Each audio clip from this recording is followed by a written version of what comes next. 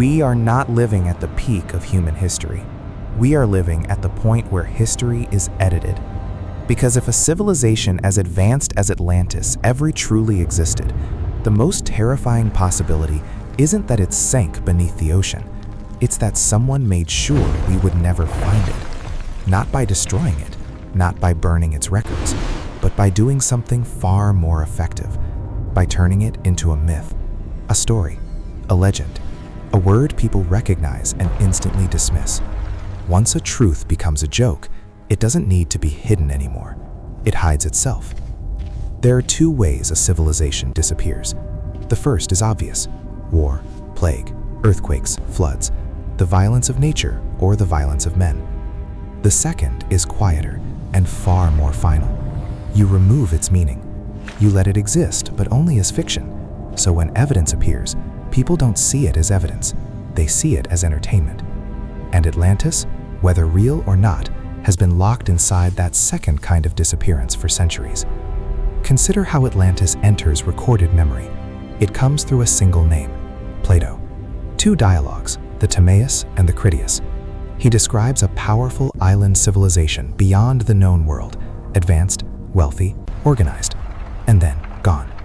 Some scholars say it was just allegory, a philosophical story about the dangers of pride, fabricated to teach a lesson to Athens. But there is something strange about that explanation, because if you are inventing a moral tale, you don't usually place it at the specific edge of the map. You don't describe distant oceans, foreign lands, strange metals, and exact measurements of city walls. You don't describe the color of the stone, black, white, and red, quarried from the center of the island. Geographic precision does not belong in a fable, and you definitely don't repeat the same detail like a warning bell. In a single day and night, it was lost. That behaves like a myth. That behaves like a memory. Think about that phrase. A single day, a single night. Civilizations don't usually fade that quickly. They decay, they rot from the edges inward. But to be cut off, archives destroyed, ports swallowed, trade routes erased, knowledge scattered. A sudden collapse doesn't just kill people, it severs continuity. And once continuity breaks, history fractures into silence. Now imagine what happens centuries later. New civilizations rise from the mud. They find fragments, a strange carved stone, an alloy no culture claims, a pattern of masonry repeating across distant coastlines that should not have known each other. You are the rising power now. You are the master of the known world. Do you encourage people to investigate this lost predecessor? Do you admit that you are building your huts on the foundations of palaces? Or do you give it a safer label? Legend, myth, fable? Because once something is categorized as fantasy, it no longer threatens the present. A scientist won't risk their reputation for a fairy tale. An institution won't fund research into a bedtime story. And just like that, the truth dies, not from suppression, but from ridicule. That is the cleanest form of erasure. But here is the deeper question. What kind of civilization would have to exist for the world to need it to become a myth? Not a tribe, not a simple empire. Something that suggests humanity has climbed this mountain before. Something that makes modern pride look temporary. A civilization with engineering beyond survival, knowledge beyond necessity, a relationship with nature that looks less like conquest and more like resonance. Because the greatest threat to any civilization isn't an enemy army, it's the idea that it is not the first. The ocean is the perfect accomplice in forgetting. It buries gently, it destroys slowly, it covers relentlessly. What survives underwater doesn't look like ruins on land. It becomes part of the sea. It grows a skin of coral and silt. So even if evidence exists, it appears as an anomaly. Shapes too symmetrical to be random, materials that don't belong, structures mistaken for rock formations. And even if someone points at it and says, this doesn't look natural, the world shrugs. Because Atlantis is a cartoon word now, and cartoons don't rewrite history. But Plato didn't describe Atlantis as random fantasy. He described a civilization that fell because of something internal: pride, excess, a belief in its own untouchability. That is not just a story about a city, that is a pattern. And patterns don't appear only once in human history, which leads to the thought that unsettles everything. What if Atlantis wasn't the first civilization to fall?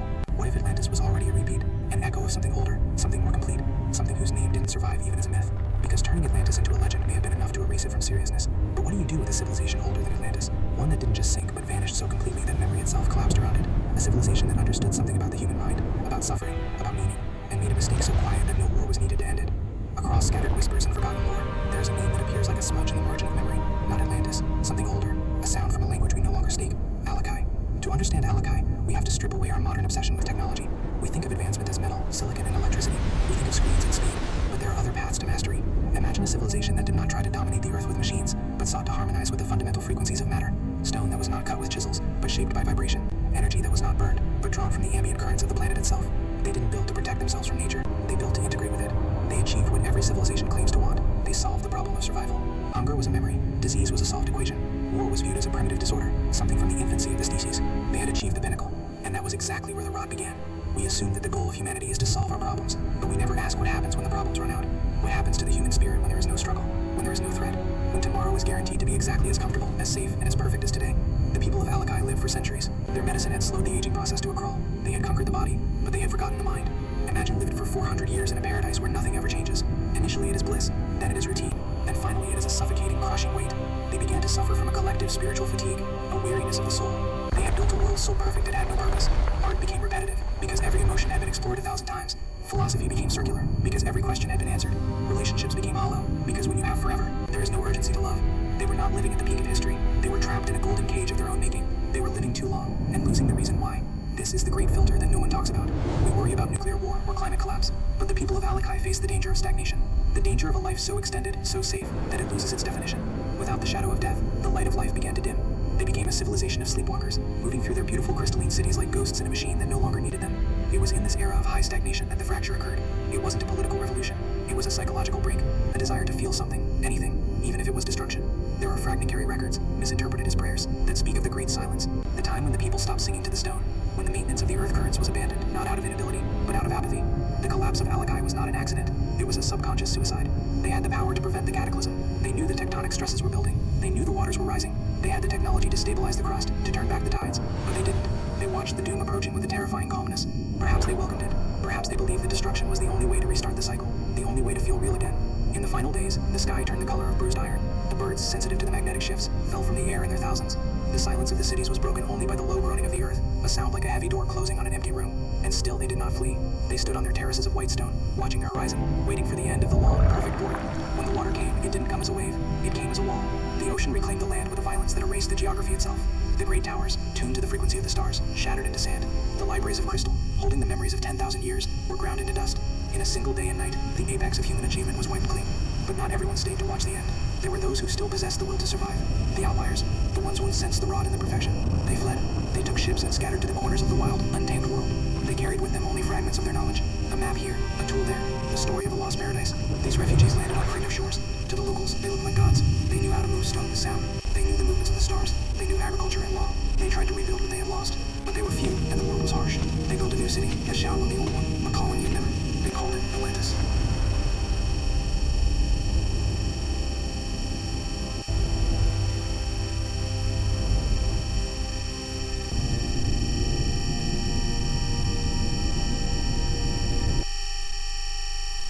Figure to the fall.